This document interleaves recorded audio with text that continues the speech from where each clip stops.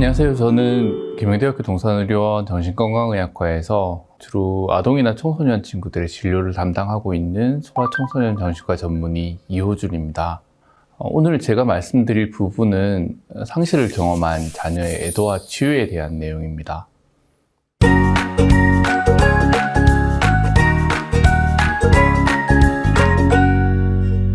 사람들은 누구나 살아가면서 상실을 경험합니다.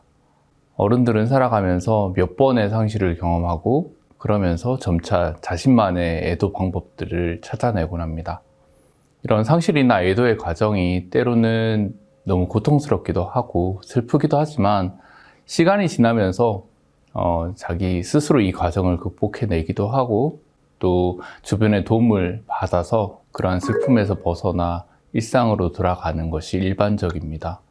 어릴 적 누군가가 돌아가셔서 장례식장이나 뭐 상갓집에 조문을 가보신 기억이 있으실까요? 저는 어릴 때 친척 어른의 상갓집 장례식장을 가본 적이 있는데 그때 기억이 납니다. 불과 몇 시간 전에 어른이 돌아가셨는데 상주분들이 웃으면서 조문객들을 맞이하고 또 조문객들도 자기들끼리 웃으면서 술도 마시고 하시는 모습을 보고 상당히 충격을 받았습니다. 되게 조용하고 암울한 분위기의 그런 장례식장일 줄 알았는데 시끌벅적한 그런 장례식장을 보고 어린 마음에 이게 과연 고인에 대한 그런 도리가 맞냐? 아니면 뭐 예의가 맞냐? 이런 생각이 들어서 화가 나기까지 했었습니다. 그렇지만 나이가 들고 나서야 이런 모습들이 상주들을 위한 조문객들의 배려라는 사실을 알게 되었습니다. 무슨 말이냐면 다들 알고 계시겠지만 조문객들이 이렇게 감당할 수 없는 상실에 큰 아픔을 겪은 상주들이 그냥 가만히 내버려 두면 혼자서 내버려 두면 그 슬픈 감정들에 빠져서 아무것도 할 수 없고 오히려 더 위험해질 수 있기 때문에 조금이나마 거기에서 벗어나서 조문객들을 맞아들이는 일을 하면서 바쁜 일을 하면서 정신없게 만들어주면서 슬픈 감정에서 벗어나서 관심을 돌릴 수 있게 하고 조금 더 그 도움을 줄 수 있는 것들이 있었기 때문에 그런 의미들을 나이가 들고 나서야 알게 되었습니다.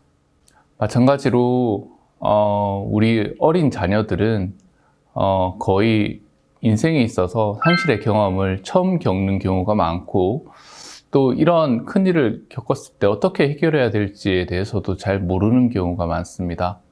부모님들도 상실의 경험을 여러 번 했겠지만 막상 또 우리 자녀가 그런 일을 겪으면 그러면 우리 아이들의 마음은 어떤지 또 부모로서 우리 아이를 어떻게 도와줘야 될지에 대해서 잘 갈피를 잡지 못하고 불안해 하시는 경우가 많습니다. 오늘은 이러한 얘기를 조금 해볼까 하는데요.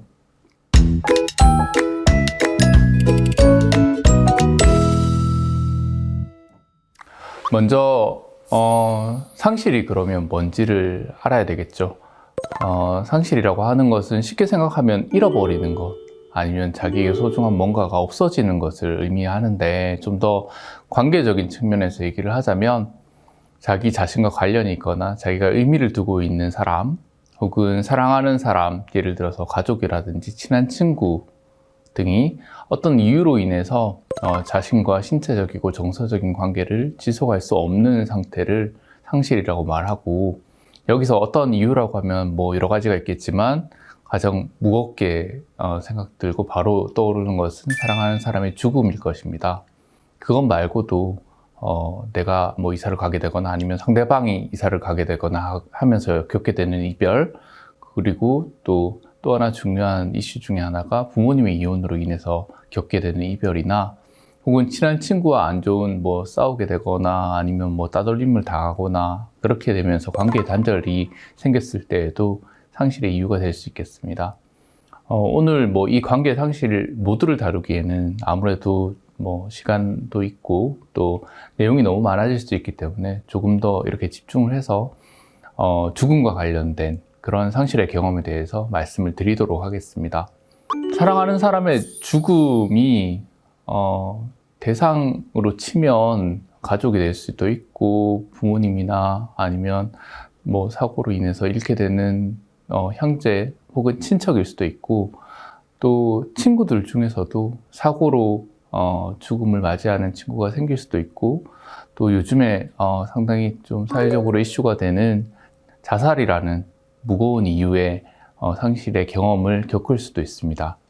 또 사람뿐만이 아니라 자기가 상당히 소중하게 여기고, 또 자기가 의지했던 반려동물의 죽음도 우리 자녀들은 상당히 좀 크게 그것들에 대해서 받아들이고 슬픔에 상당히 힘들어하기도 합니다.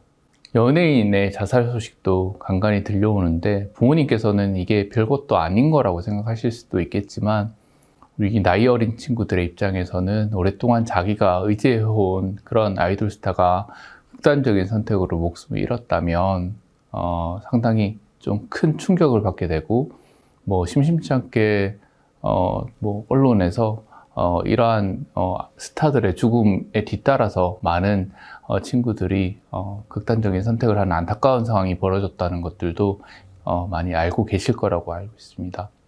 세월호 사건이나 이태원 참사 같은 상당히 널리 알려진 사건에서도 우리 아이들은 사랑하는 사람과의 이별과 못지않게 큰 혼란을 느끼면서 힘들어할 수도 있기 때문에 이러한 부분들을 잘 고려를 해 주시는 것이 좋겠습니다.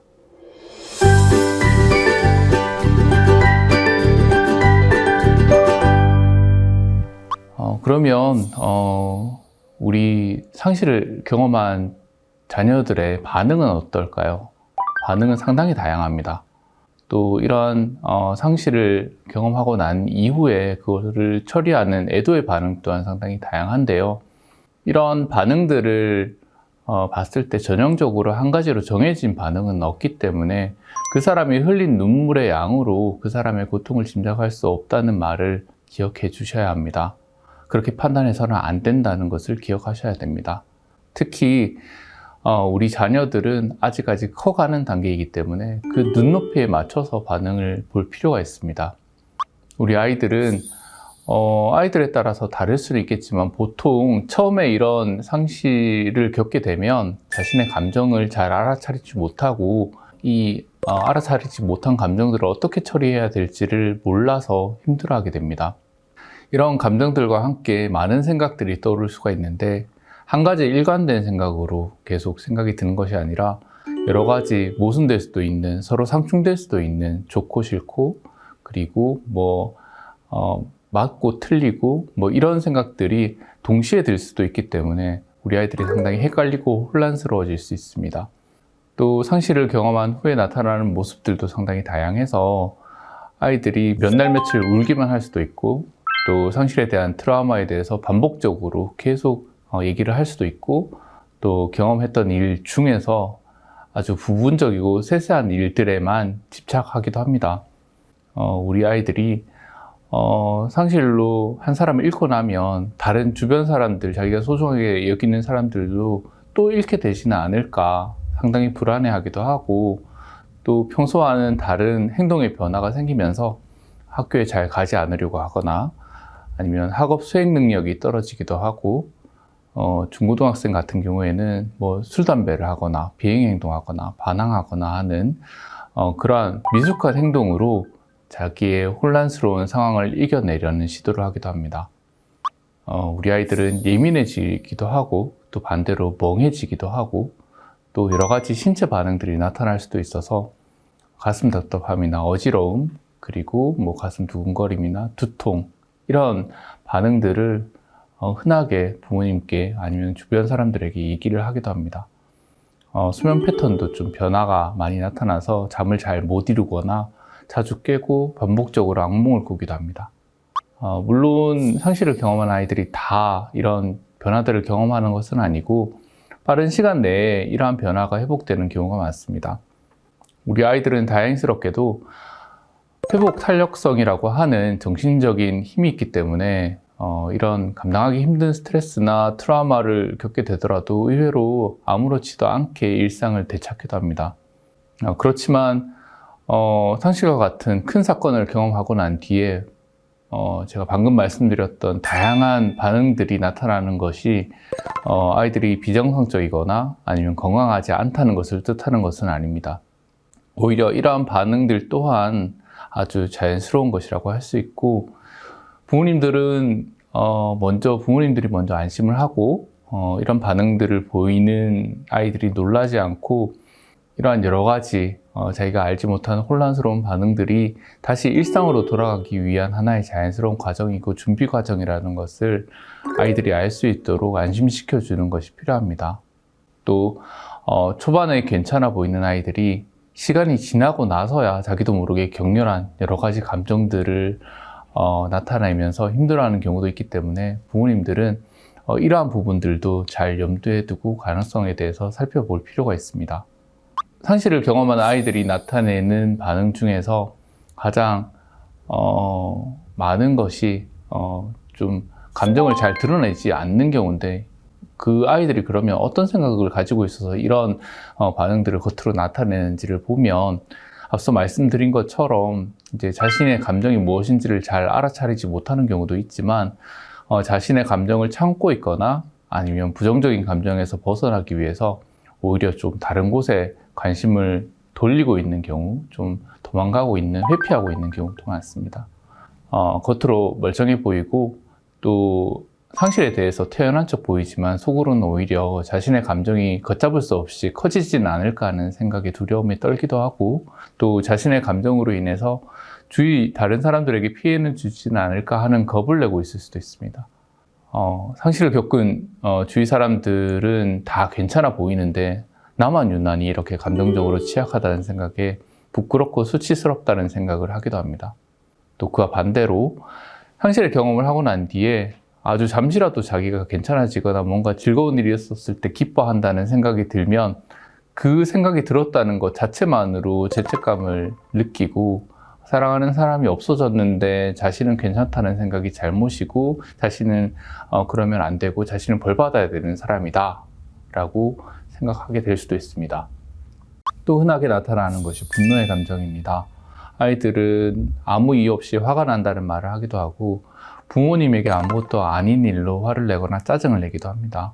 이것은 아이들이 자기 분노 감정을 누구에게 어떻게 풀어야 될지 모르기 때문에, 이게 실제적으로 부모님들에게 화가 났다기보다는 자기가 가장 믿을만하고 또 만만한 그런 대상이 부모이기 때문에 부모님에게 이런 감정을 푸는 것입니다. 이런 분노들은 대부분 보면 사랑하는 사람이 자신을 남겨두고 간 것에 대해서 화가 나고 분노가 나는 것일 수도 있고, 또 자신이 힘들어진 상황 자체에 대한 분노일 수도 있고, 자기는 이렇게 힘들어졌는데 자기 상황을 아무도 알아주지도 않고 도와주지도 않고 하는 것들에 대해서 자기가 홀로 이렇게 세상에 던져진 것 같은 기분이 들어서 나타나는 분노일 수도 있습니다. 끝이 없을 것 같은 그런 슬픔과 우울한 기분이 드는 것도 당연합니다. 아이들은 이러한 상실이라는 경험이 인생에서 거의 처음 겪는 일이기 때문에 이러한 슬픈 감정들이나 우울한 감정이 평생 지속되지는 않을까, 없어지지 않고 내가 일상으로 돌아가지 못하지는 않을까 하는 두려움에 갇혀 있는 경우가 아주 많습니다.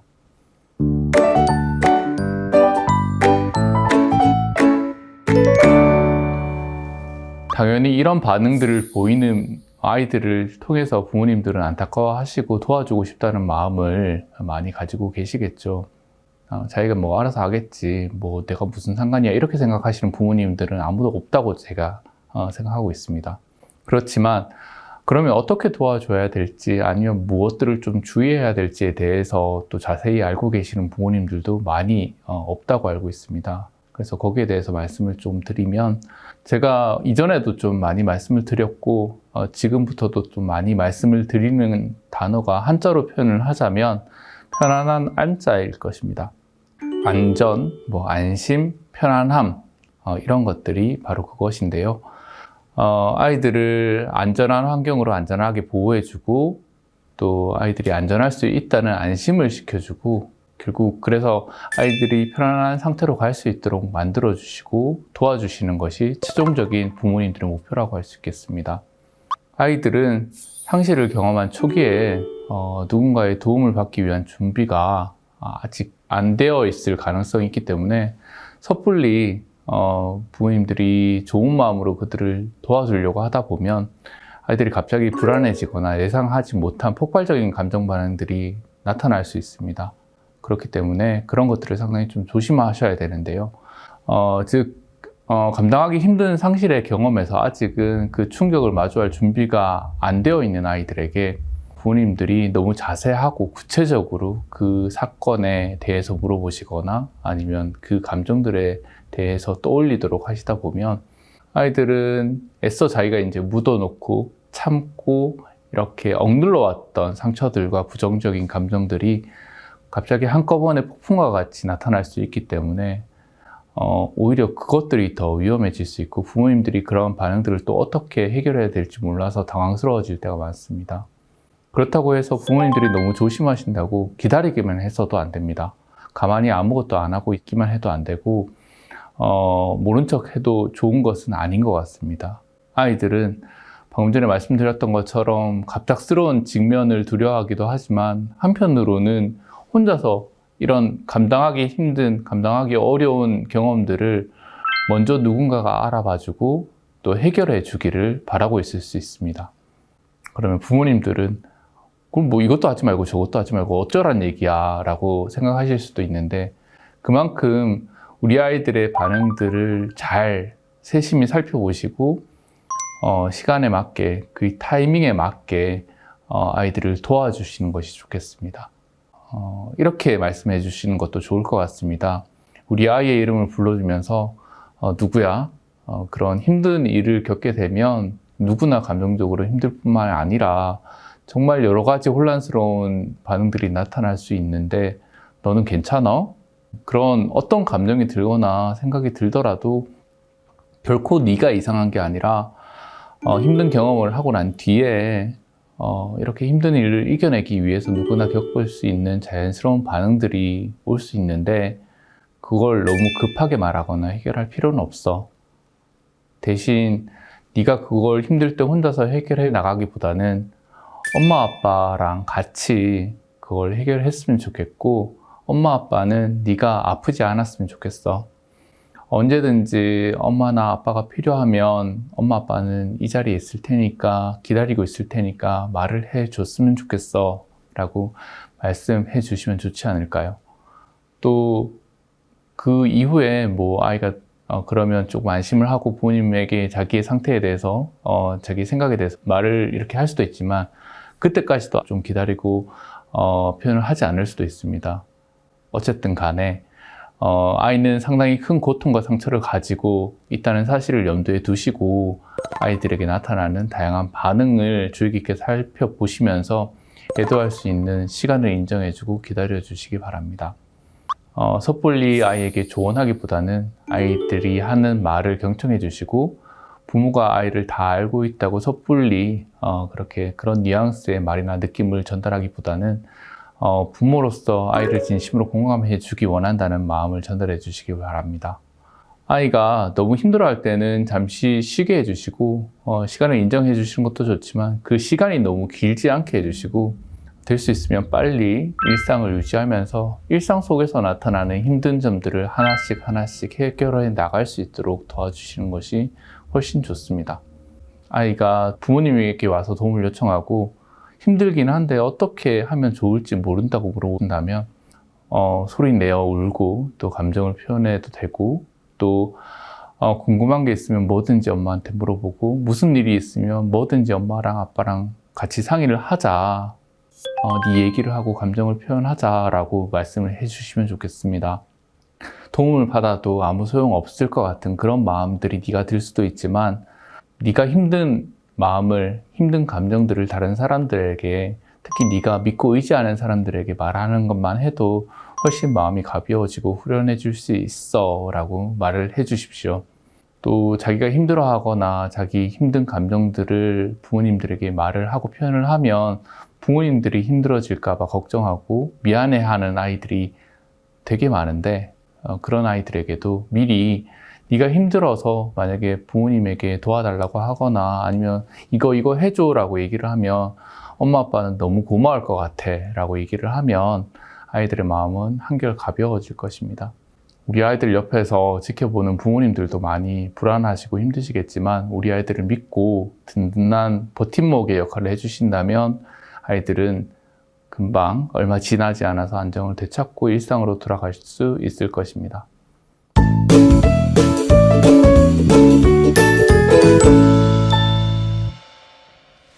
여기서 또 하나 부모님께서 놓치지 말아야 할 것은 우리 아이들이 위험할 수도 있는 상황에서 보내는 신호들이 있다는 것입니다.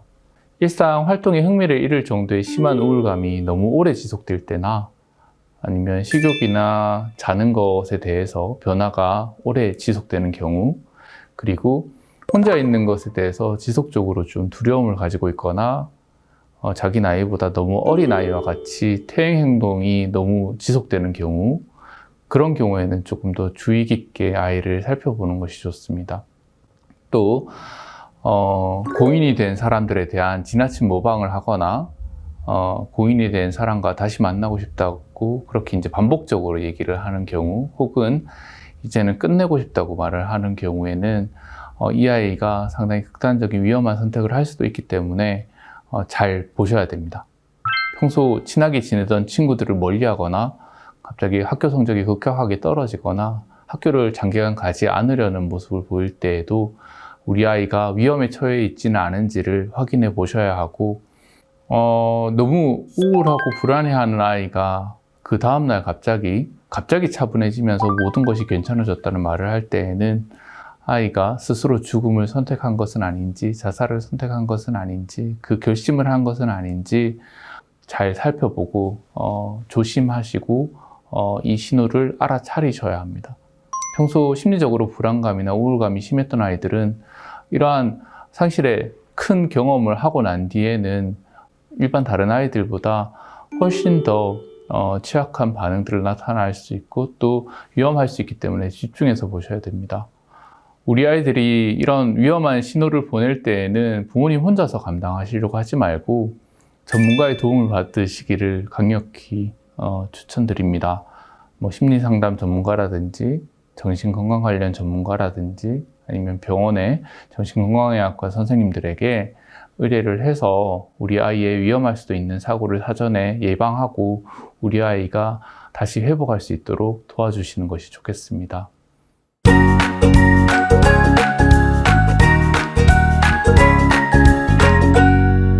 그래서 오늘 드린 말씀에 대해서 마지막으로 정리를 드리자면 부모님들 또한 이렇게 상실을 겪은 자녀들을 도와주기 위해서 옆자리를 지키고 있을 때 상당히 불안하고 내가 잘하고 있는 건 맞는지, 또 우리 아이들에게 아무 도움이 안 되는 건 아닌지, 오히려 좀 해를 가하고 있는 건 아닌지 두려워하실 수도 있습니다. 그렇지만 부모님들이 이렇게 걱정하는 마음들을 우리 아이들은 잘 알고 있기 때문에 부모님들이 이러한 생각들을 하지 마시고, 힘들 때에는 아이들이 중간중간에 순간적으로 예상하지 못한 돌발적인 반응들이 있긴 하지만 잘 견뎌주시면서 안정을 지켜주시고, 앞서 말씀드린 것처럼 우리 아이의 안정과 안정을 지켜주신다면 얼마 안 있어 우리 아이들은 일상을 회복할 것입니다.